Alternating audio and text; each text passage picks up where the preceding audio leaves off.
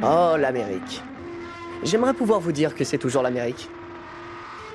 Mais je me rends compte qu'un pays n'existe pas sans ses habitants. Et personne n'habite ici.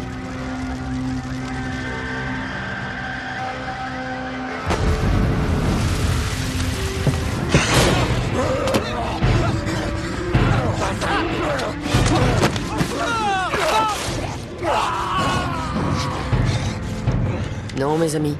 Ici, c'est désormais les États-Unis de Zombieland.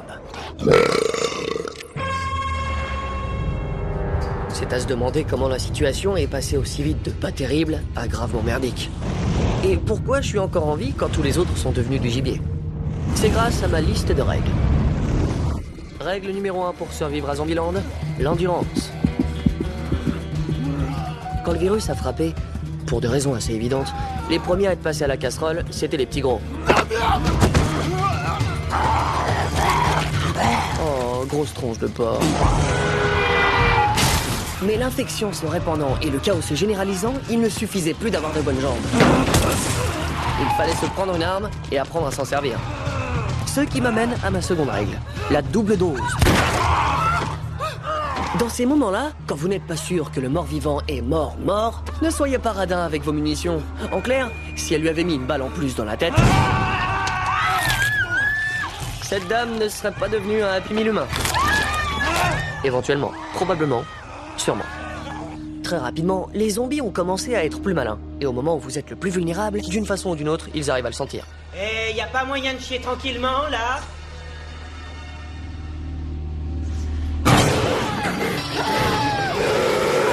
Les laissez pas vous choper quand vous avez les fesses à l'air. Règle numéro 3, se méfier des toilettes. Quand les zombies ont commencé à être plus nombreux que les humains, alors il a fallu couper tout lien émotionnel. Si les gamines de votre quartier ont chopé des gueules de monstres, il est peut-être temps de laisser tomber le ramassage scolaire.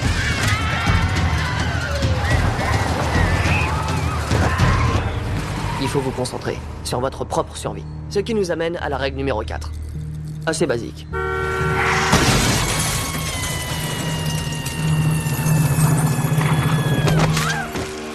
Attachez sa ceinture.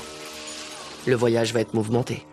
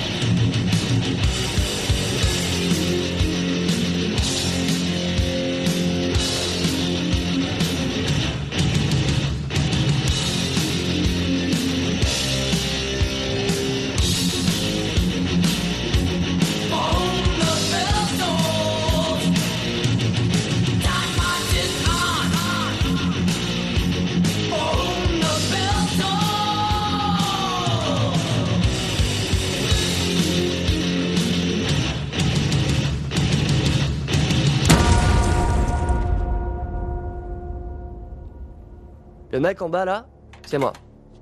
Je suis à Garland, au Texas. Ça a l'air ravagé par les zombies, mais ça a toujours été comme ça. Ça fait 2 mois que le patient zéro a croqué dans le hamburger contaminé dans la station Plein et Peinte. À peine 2 mois, et je pourrais bien être le dernier Gus non cannibale du pays.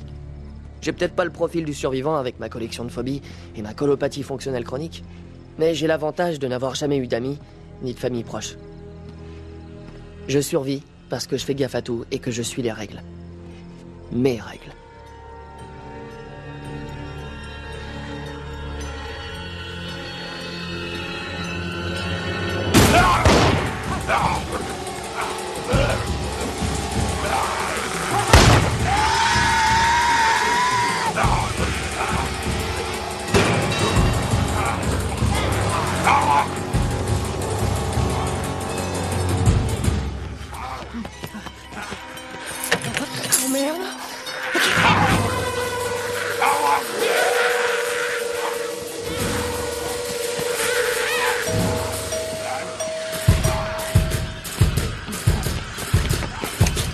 Évidemment.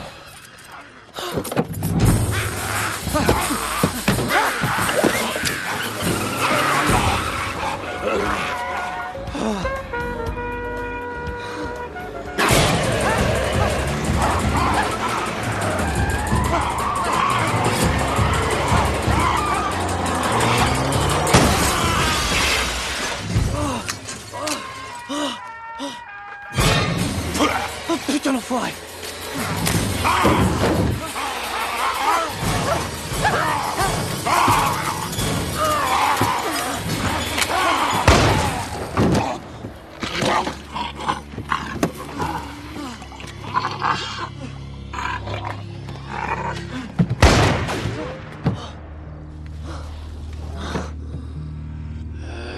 Faut voir le bon côté. J'avais trouvé un endroit pour mes grosses commissions. Une autre règle pour survivre à Zombieland. Voyager léger. Et je parle pas seulement des bagages. J'ai toujours été une sorte d'ermite. Je fuyais les autres comme s'ils étaient des zombies avant même qu'ils soient des zombies. Maintenant qu'ils sont tous des zombies, les gens commencent à me manquer. Aujourd'hui, j'ai quitté le dortoir de ma fac à Austin, au Texas, pour me rendre à Columbus, dans l'Ohio, où j'espère retrouver mes parents vivants. Même si on n'a jamais franchement été proches, il serait sympa de voir un visage familier, ou n'importe quel visage qui n'aurait pas de sang qui dégouline des lèvres, ou de la chair plein les dents.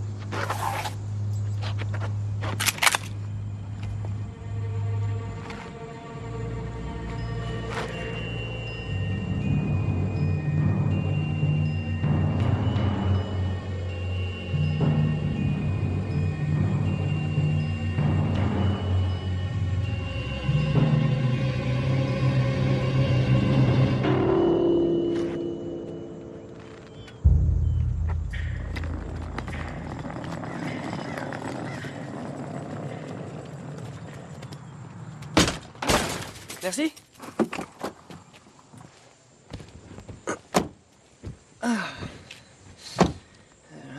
Et tu regardes comme ça? Ah, moi, rien. C'est juste que j'ai une liste. Y a personne d'autre que mon sac sur la banquette. Ça marche. Vous vous appelez comment? Stop. On s'appelle pas. On va éviter les familiarités. Vous avez failli renverser la bouteille d'un coup de canif. Oh non, non, ça ira, vous êtes pas obligé de... Alors? Où est-ce que tu vas? Columbus. Et vous? Tallahassee. Más, hombre. Oh non, non, un seul pour moi. Un, et je suis bien, comme je dis toujours. Oui, j'ai dû le dire une fois. Tiens, c'est marrant. Tallahassee et Columbus sont deux villes à l'est. Donc, Tallahassee, on fait un petit bout de chemin ensemble, au moins un petit bout. soyons clairs, Columbus. Je suis pas d'un caractère très facile et je sens d'ici que t'es une vraie petite pétasse. Alors, je dirais que cette histoire dépassera pas la limite de l'État. C'est vrai? Ça m'avance au moins jusqu'à Texarkana. T'es une vraie petite merde pleine d'enthousiasme. Ah, on n'oublie pas la ceinture de sécurité. Je confirme. Je sens que tu vas vite me taper sur le système. M'associer à des gens, c'était pas trop mon truc. Mais je me suis dit que je serais plus en sécurité avec Tallahassee. Comment dire, il était à fond dans son trip. Faut voir ce qu'il y a comme trip. Il s'est rapidement avéré, malgré tout, que ce type avait un point faible. Pourquoi on est là? Regarde ça, c'est un bahut des boulangeries Hostess. Ouais, je vois un camion hostess. Et alors? J'ai une envie de Twinkie.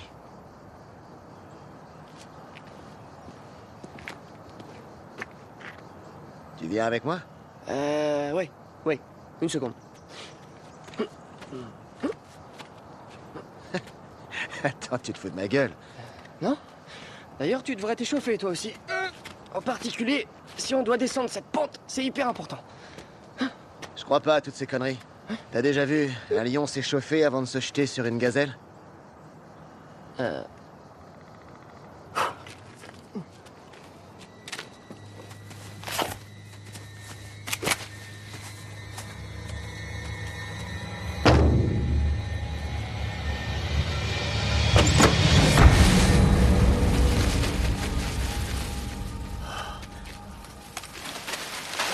Des snowballs? Ouais. Des snowballs! Où sont ces putains de Twinkies? J'adore les snowballs. Je déteste la noix de coco. Pas le goût, la consistance. C'est frais. J'en ai pas terminé avec cette histoire de Twinkie. Ouais, ça tombe peut-être mal, mais... il faut que j'aille siéger à la commission. Carrément. Carrément.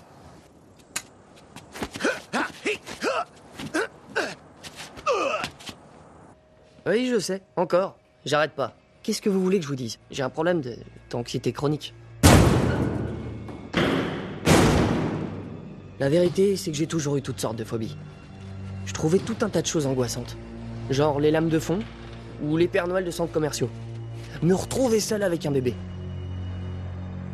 Mais la chose que je crains le plus, ouais, même plus que les zombies, ces putains de clowns.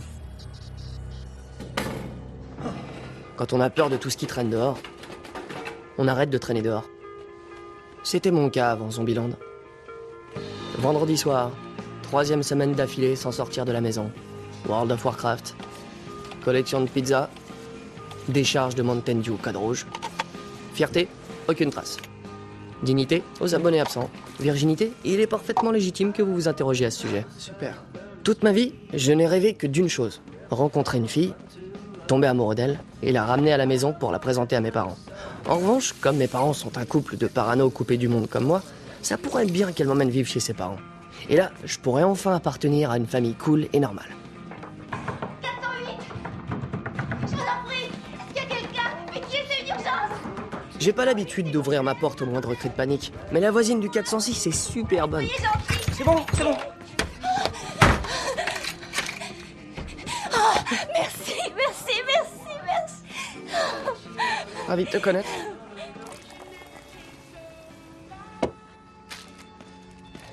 Tiens. Bois ça.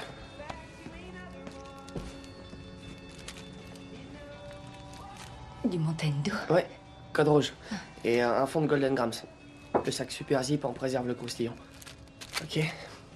N'hésite pas à te servir. Bon, je t'écoute, dis-moi ce qui s'est passé. C'était un SDF. Il était malade et je rentrais tranquillement chez moi, je discutais au téléphone. Et là, ce type s'est carrément rué sur moi. Je veux dire, il se contentait pas de courir, il sprintait. Et je me suis dit, bon, c'est rien, peut-être qu'il court pour échapper à quelqu'un ou alors pour rattraper quelqu'un. Je sais pas ce qu'il avait, mais en tout cas, il était complètement fou. Il était drogué, si ça se trouve. Attends, je t'ai pas encore raconté le pire. Ah ouais? Il a essayé de me mordre. Ah ouais, t'as raison, c'est le pire. Je suis désolée. Je suis tellement angoissée. Non, du tout, c'est normal que tu sois angoissé. Un paumé vient essayer de te croquer. C'est une angoisse qui tient la route.